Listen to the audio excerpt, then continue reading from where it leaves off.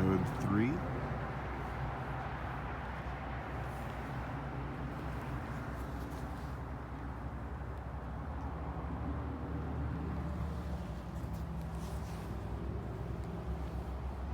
Dispatch 1 for 2022, January 25th.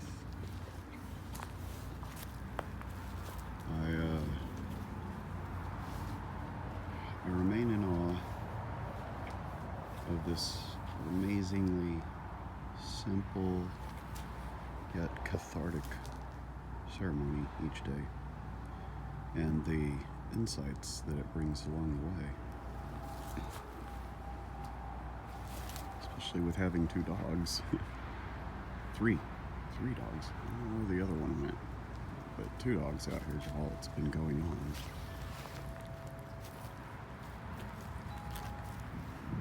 And they didn't disturb the Shiva Lingam or the nuts that sat upon it.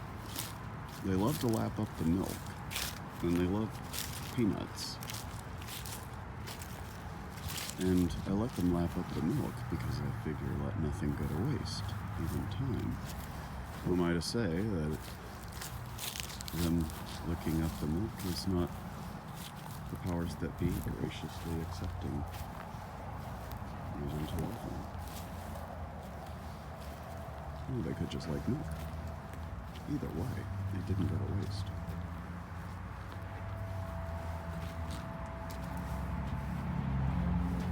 I just got through listening to a very insightful piece about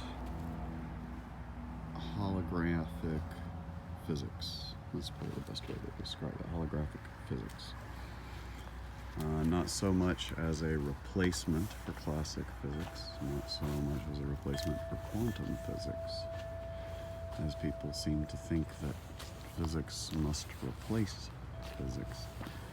And I think it may be a very strong case to be made that physics builds upon physics instead, and that we can sharpen our view of the universe up or down, but that if there is not a necessity for information, it might not be rendered. I've been giving some thought to hologram theory. For those unfamiliar with the works of Nick Bostrom or Rizverk,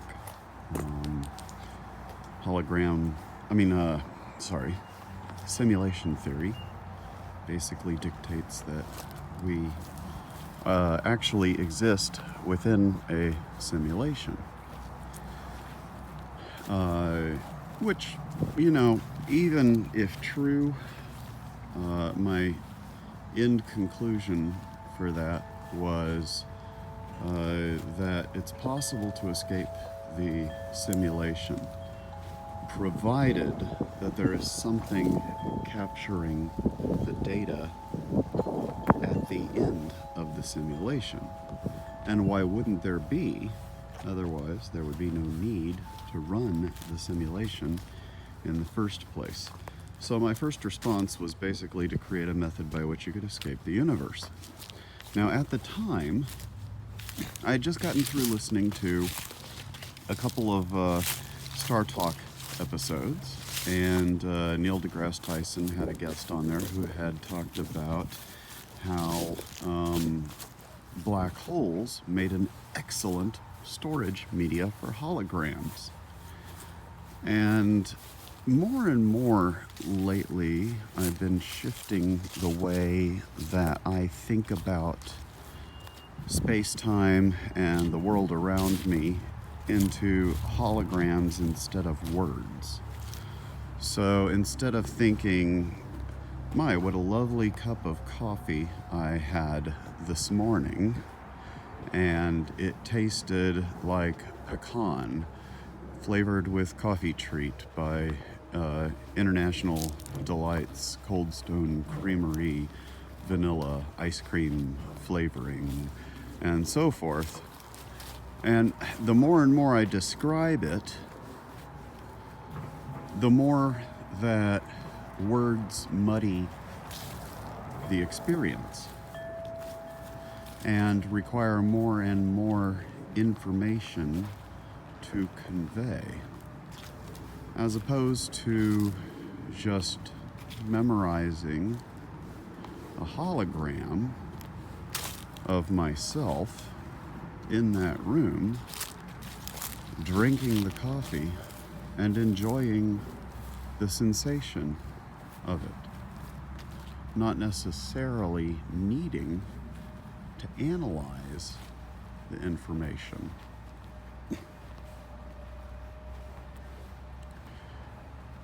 But still wanting to remember it in a way. Anyway, once I figured out how to finish escaping the universe, I immediately started writing about it until I was distracted by something else shiny. But the memory of using black holes as a storage media really appealed to me, because that's how you escape the simulation. You have to be part of the information that is recovered at the end of the simulation.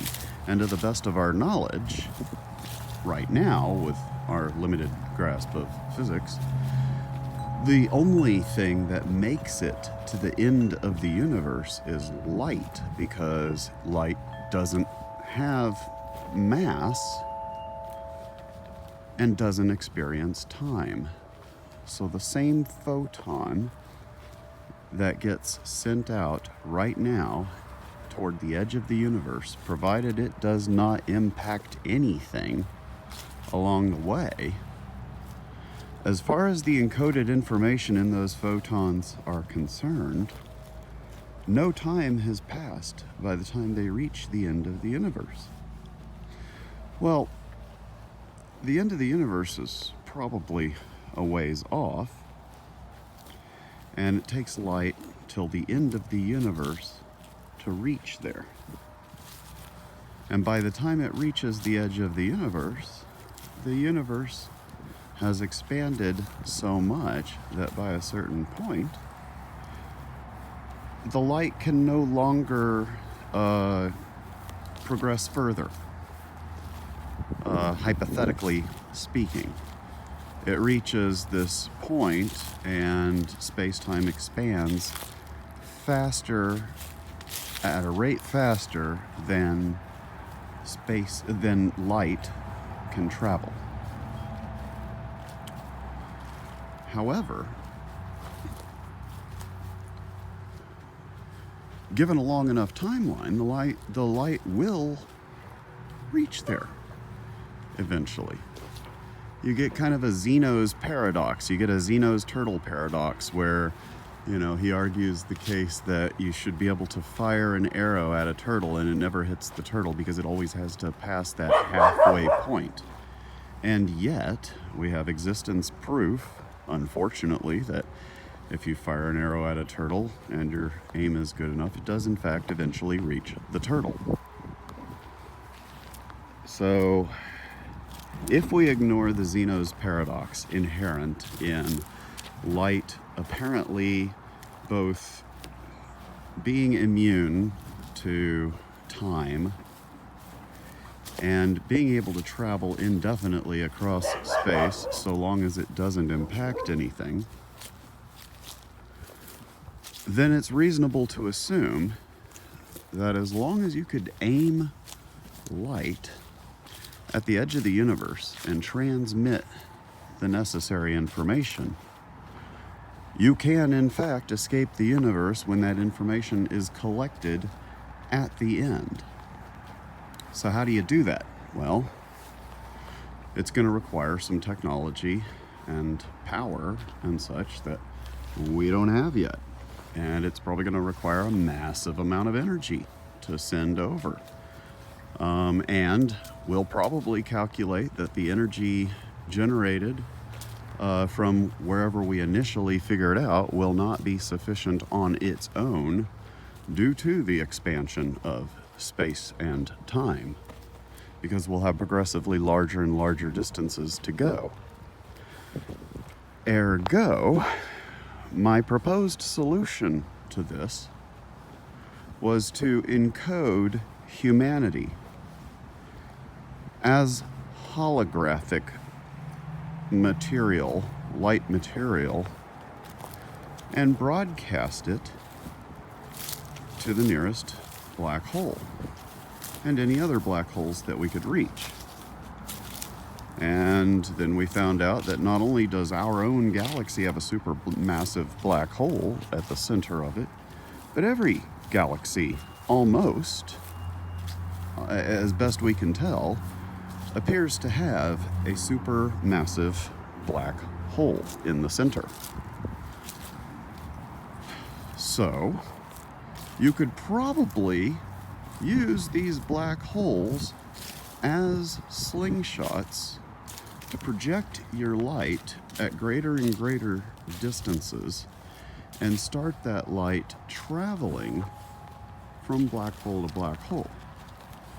In the event that you miss and hit a black hole, or even if you do it intentionally, you still encode that information into the surface of the black hole. Now, meanwhile, at the nearest black hole that humanity would be able to use, that being the supermassive black hole at the center of the Milky Way, we would need to start working our way towards it. Now, we don't want to work our way away from it. And the reason being is that we need the mass and we need the energy, and we're going to need it in progressively larger and larger volumes. So if we expand outward away from the center of the galaxy, or eventually away from the center of our cluster or supercluster or whatever, then we're going to end up reaching the Nash equilibrium a lot faster than we would if we expanded inward toward the largest centers of mass and energy. And the largest centers of those mass and energy are going to be black holes. Now, more than likely, the human form as we know it right now, the carbon-based human form that I'm walking around pacing my yard in, is going to be insufficient to the task necessary of surviving a black hole. There are, however, we're at the edges of it, because the radiation alone, the inbound radiation from all the everything getting sucked into the general orbit or interior of a black hole, it's going to be a very high radiation field. So unless you are something like a fungus that thrives on radiation, you're probably going to be in a lot of trouble. But even a fungus at that point is not going to be able to withstand the sheer amount of time necessarily to survive the length of time it will take to engineer and develop the solutions. And even then, the incredible forces of the black hole itself may prove inhospitable even to fungus, which means we would need to co-opt another species. Say at that point we decide to loop in artificial intelligence and robotics, and yet the robotics keep breaking down for one reason or another. And as a result, we need to co-opt yet another thing to help that process along. So this will be a literal, at least as far as our universe is concerned, a never-ending project. I mean, step one, we have to learn how to encode the entire human brain. Step two, we got to start working our way towards some black holes. Step three, and step four, profit. So, no, not profit. Step three would be assimilation of any assistance necessary to be able to survive the incredible forces that surround a black hole, yet can also have the capacity and the creativity and everything else necessary to engineer solutions to how to get the light to the next black hole with a proper amount of fidelity, or how to even get it to the edge of the universe from the black hole it's at. But more than likely, I suspect, you're going to have to travel from black hole to black hole to black hole until you get to close to enough mass and energy that you can puncture effectively. You know, warping space-time takes a lot of energy, but you can basically use that amount of mass and energy, provided you can reach there before space-time itself expands to the point where you can no longer reach it, because it's just physically too far away at that point without folding space. And it takes a lot of energy to fold space. And you have to have mass or energy to get the energy necessary to fold the space. So there's a temporal imperative necessary in this. Now, from our vantage point, we can look at the edges of the universe and we can say, oh, well, the universe is finite. But it appears to be expanding at the edges faster than light can travel, and at an accelerating rate. Isn't that really odd? There doesn't seem to be known reasons for it, but we can observe that there's got to be other reasons in play because of the effects on gravity that we see from things like dark matter. Even though we cannot observe it using regular matter, we can infer that it's there because of the gravity. So, going back all the way to the beginning where I'm referencing this video, if we do in fact exist in a universe in which holographic physics can be determined well enough to get us to the next ascending mathematical format, then that implies, to me at least, that anywhere you look for the holographic data in whatever dimension you're in, you should be able to observe a fourth, fifth, sixth, etc. dimensional representation that is there, but not there at the same time, by which I mean it could very well be that it is Not unlike a Minecraft server, where you have a seed, a perfect numerical formulaic seed by which the entire world and universe can be predictably generated just using that seed and that algorithm. Again, much like Minecraft. However, the world itself is not rendered fully until it is observed. That's why when you first start learning to play the game, you might notice that cliffs and buildings and things disappear off into the distance.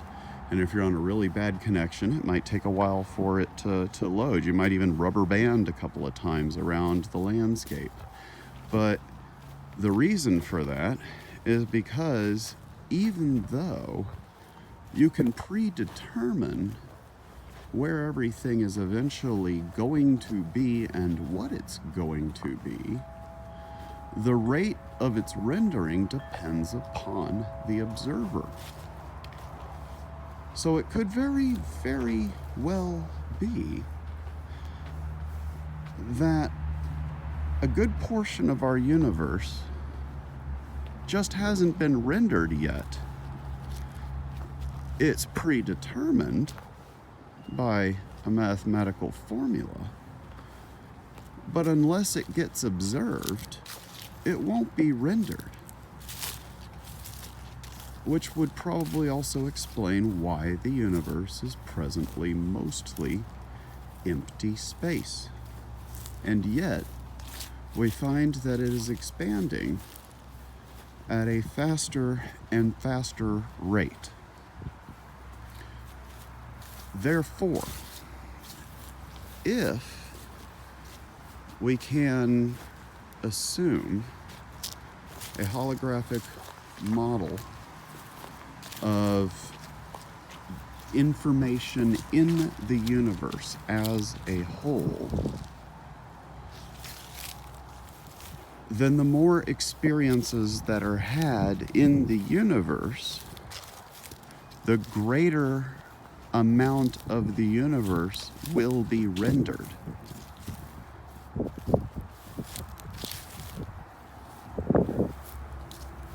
So, if that is the case,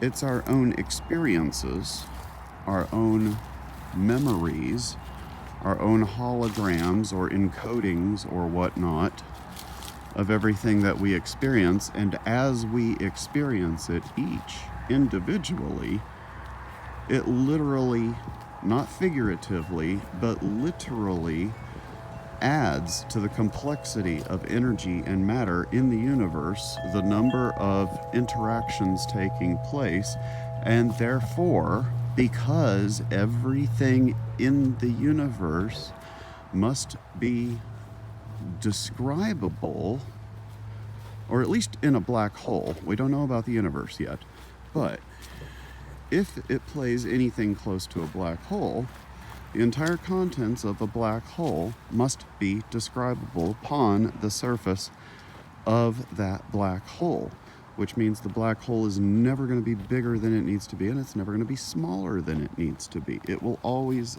be the exact size it needs to be, volume-wise, surface area-wise, so as to be able to describe everything within it. Thus, when you add more things to the black hole grows. And the radius of the event horizon grows. So if we think along those lines, and every single complexity that we generate from our life, every interaction of energy and mass together, as we observe the universe, we are requiring more and more surface area in which to store the hologram.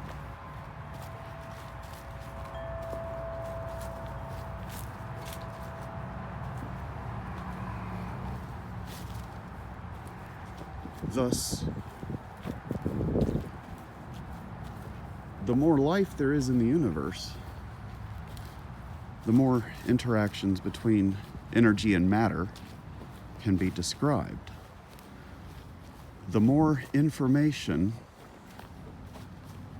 available to be described implies, at least with holographic physics, that there must then immediately be a record of it somewhere at the surface area of the universe. That actually ties in with pretty much every religion I know too, where they mention that on the day of judgment, all your sins are laid bare. Every deed that you did in life, no matter how private or public, is there for everyone to see, which would certainly make sense if every single thing we do in our entire life could be observed upon the surface area of our universe. It would also explain why our universe is expanding, because life begets life, mass begets mass, energy interacting with mass and made into a newer complex form thanks to life is going to require more surface area to store the information of that life experienced. Our consciousness is literally what is rendering the universe. And because we're all expanding, the entire universe is expanding. I mean, just imagine right now, if every single human in your vicinity only ever got further away and they could never become closer. Until eventually, the nearest person to you had disappeared so far off the horizon you could never physically see them again. And all you could do is shout to them until they got so far away that even your words were lost on the air currents. So then you try to keep in touch with them with radio. Well, the edge of the universe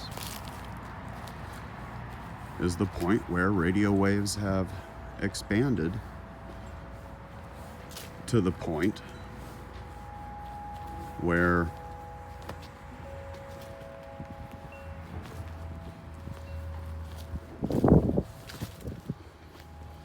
you get the picture. Anyway, I've yammered on long enough. I'm just a foolish old man. This has been Node3